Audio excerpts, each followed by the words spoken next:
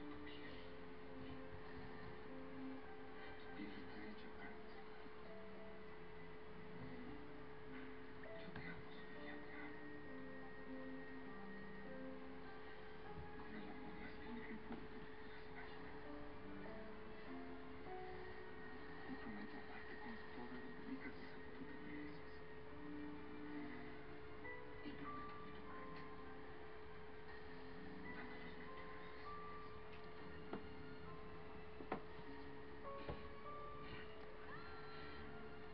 Gracias por ser tan lindo. Te adoro, Sofía, te adoro. Y ahora mucho más. Ahora mucho más que sé todo lo que has sufrido.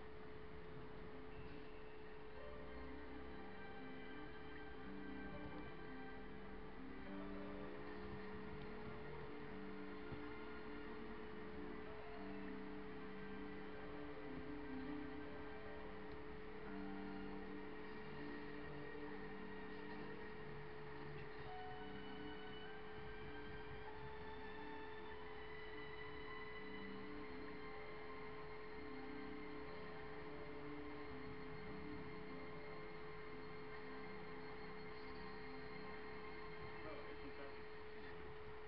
Yo no comí unos tacos tan sabrosos desde que la Adelita me los preparaba. ¿Y dónde quedó tu Adelita?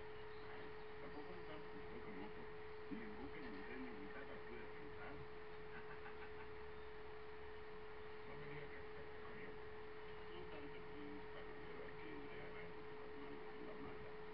Como Mussolini, ¿no? Tiene razón. Pues una muchacha llamada Sarita fue a la panadería, ¿no? Y al entrar que se lleva una familia completa.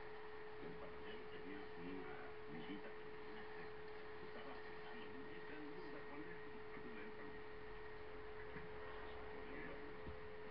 ¿Qué pasó? Que Sarita bebió con Mussolini. Entonces por eso cambió conmigo. Te lo dije, esa es una mujer muy preciosa.